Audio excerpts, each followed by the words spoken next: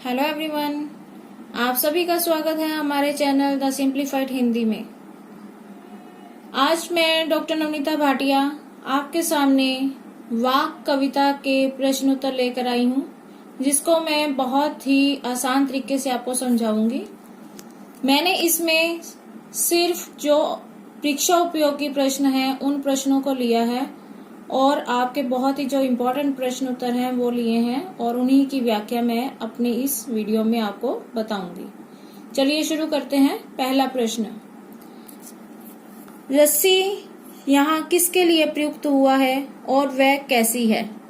कविता के अंदर एक शब्द आया है रस्सी, तो ये प्रश्न पूछा गया है कि रस्सी शब्द जो कविता में आया है वो किसके लिए प्रयुक्त हुआ है और वह रस्सी कैसी है? उत्तर, रस्सी शब्द यहाँ जीवात्मा के लिए प्रयुक्त हुआ है और वह रस्सी सांसों के कच्चे धागे की है जो जीवन रूपी नौका को संसार रूपी सागर में खींच रही है। क्या कहा गया कि रस्सी शब्द यहाँ जीवात्मा के लिए प्रयुक्त हुआ है, यानी कि जीव रूपी आत्मा के लिए प्रयुक्त हुआ है और ये रस्सी जो है वो सांसों के कच्चे धागे की है, यानी कि हमारी सांसें जो हैं वो एक कच्चे धागे के समान है जो जीवन रूपी नौका को संसार रूपी सागर में खींच रही है। और यही रस्सी है जो कि कच्चे धागों से बनी हुई है, यही रस्सी है जो हमारे जीवन रूपी नौका यानी कि हमारे जीवन की नौका को इस संसार रूपी सागर में खींच रही है। यहाँ पर कवित्री ने संसार की तुलना सागर के साथ की है। प्रश्न 2, कवित्री द्वारा मुक्ति के लिए किए जाने वाले प्रयास व्यर्थ क्यों हो रहे हैं? इस कविता में कवित्री ने मुक्ति पाने के लिए बहुत सारे प्रयास किए हैं, तो यहाँ पर यह पूछा गया है कि उसके द्वारा किए गए सारे प्रयास जो हैं वो व्यर्थ क्यों हो रहे हैं, यानी बेकार क्यों हो रहे हैं? उत्तर, कच्चे मिट्टी के स्कोरों से जैसे पानी रिस जाता है वैसे ही ये मानव शरीर है। कच्चे स्कोरे क्या होते हैं? मिट्टी के बने हुए बर्तन होते हैं जिसमें कि अगर हम पानी डालते हैं तो पानी उसमें से निकलना शुरू हो जाता है, उसमें टिकता नहीं है। तो यही कहा गया है कि ये जो मनुष्य का शरीर है वो भी एक कच्चे स्कोरे के समान है जो कि कुछ समय के लिए आता है और अपना शरीर छोड़कर चला जाता है। इसलिए इस प्रयास में कवित्री को असफलता मिल रही है। इसीलिए कहा गया है कि कवित्री जो मुक्ति के लिए प्रयास कर रही है उसे असफलता मिल रही है, उसके प्रयास जो है वो सफल नहीं हो पा रहे हैं। प्रश्न 3, कवित्री का घर जाने की चाह से क्या तात्पर्य है? इसमें एक पंक्ति आई थी कि कवित्री घर जाना चाहती है, तो ये पूछा गया कि उससे क्या तात्पर्य है? क्या उत्तर है?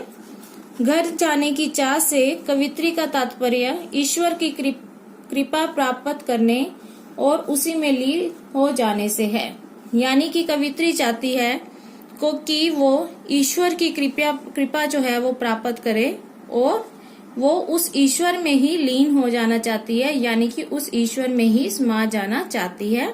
इसीलिए वो कहती है कि वो घर जाना चाहती है, यानी कि उस ईश्वर में मिलना चाहती है। प्रश्न 4, भाव स्पष्ट कीजिए। यहाँ पर आपको पंक्तियां दी हुई हैं और आपने इन पंक्तियों के भाव स्पष्ट करने हैं।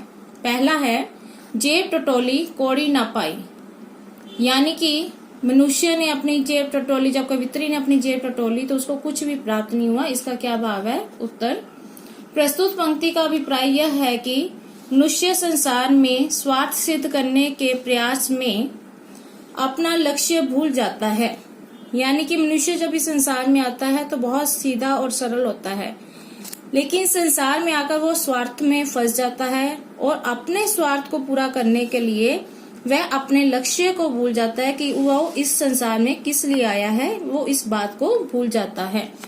इस तरह से जीवन का महत्वपूर्ण समय व्यतीत हो जाने के बाद उसे कुछ न कर पाने की असमर्थता की पीड़ा व्याकुल कर देती है।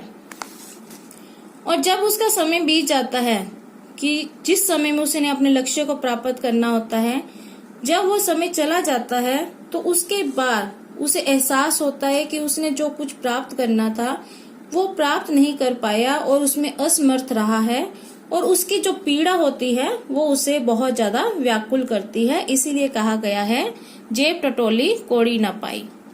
दूसरा भाग, खा खाकर कुछ पाएगा नहीं, ना खाकर बनेगा अहंकारी। क्या कहा गया इसमें, क्या इसका तात्पर्य है? प्रस्तुत पंक्ति का आशय ये है कि सबको धार्मिक रूढ़ियों और आडंबरों से ऊपर उठकर संभाव को अपनाना होगा और अहंकार का त्याग करना होगा। यानी कि अगर मनुष्य सिर्फ खाता ही रहेगा तो उसे कुछ प्राप्त नहीं होगा, अगर वह बिल्कुल ही खाना छोड़ देगा तो भी उसे कुछ प्राप्त नहीं होगा। और इसके लिए मनुष्य को क्या करना होगा कि उसे धार्मिक रूढ़ियों और आडंबरों से ऊपर उठना होगा, उनको छोड़ना होगा, और संभाव यानी कि ना तो उसको अधिक खाना होगा और न ही बिल्कुल खाना छोड़ना होगा, इस भाव को उसे अपनाना होगा और अपने अंदर के अहंकार का त्याग करना होगा। प्रश्न 5, बंद द्वार की सांकल खोलने के लिए कवित्री ने क्या उपाय सुझाया है? उत्तर, आत्मा में व्याप्त भेद बुद्धि को नष्ट कर संभाव की प्राप्ति करके मनुष्य जब अपने अहंकार को नष्ट कर लेगा तो आत्मा के बंद द्वार की सांकल खुल जाएगी। यानी कि मनुष्य की आत्मा में व्याप्त, मनुष्य की आत्मा के अंदर बुद्धि को नष्ट कर संभाव की प्राप्ति, यानी कि मनुष्य ना तो बहुत अधिक खाने में लिप्त रहे और ना ही भोगों का त्याग कर दे, बल्कि संभाव को अपना ले। जब मनुष्य इस चीज को प्राप्त कर लेगा तब मनुष्य अपने अहंकार को खत्म कर देगा। जब मनुष्य के अंदर जो अहंकार है वो खत्म हो जाएगा तब उसकी आत्मा के बंद दरवाजे की सांकल यानी कि कुंडी, तब उसके बंद दरवाजे की सांकल खुल जाएगी और आत्मा जो है वो परमात्मा में लीन हो जाएगी। इसके लिए मनुष्य को क्या करना होगा कि संभाव को अपनाना होगा, अपने अंदर के अहंकार को नष्ट करना होगा, तभी वो उस परमात्मा में लीन हो सकेगा। प्रश्न 6, ईश्वर प्राप्ति के लिए बहुत से साधन हठ योग जैसी कठिन साधना भी करते हैं, लेकिन उससे भी लक्ष्य प्राप्ति नहीं होती। ये भाव किन पंक्तियों में व्यक्त हुआ है? यानी कि यहाँ पर हमें अर्थ दिया हुआ है और हमसे ये पूछा गया है कि ये अर्थ जो है वो किन पंक्तियों में आया हुआ है। तो इसके लिए ये पंक्तियां दी गई है।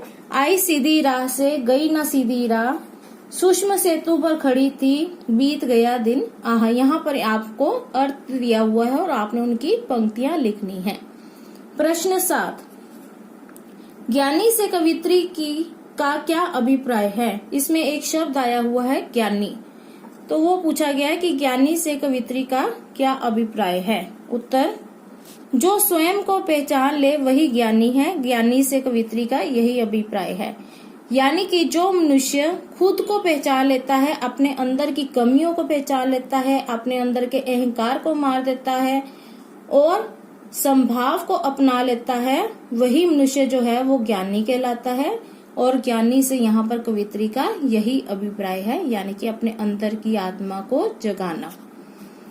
तो ये थे हमारी पाठ्य पुस्तक के प्रश्नोत्तर, जो कि मैंने आपकी वाक कविता में से लिए हैं, और ये आपकी क्षितिज का ही पाठ है, कक्षा 9 का पाठ है। इसमें सिर्फ मैंने जो बहुत अति आवश्यक प्रश्न है उन प्रश्नों को लिया है। आशा करती हूँ कि आपको मेरी द्वारा बताई गई ये वीडियो अच्छी लगेगी। जो मैंने व्याख्या करवाई है वो आपको आसानी से समझ आ जाएगी।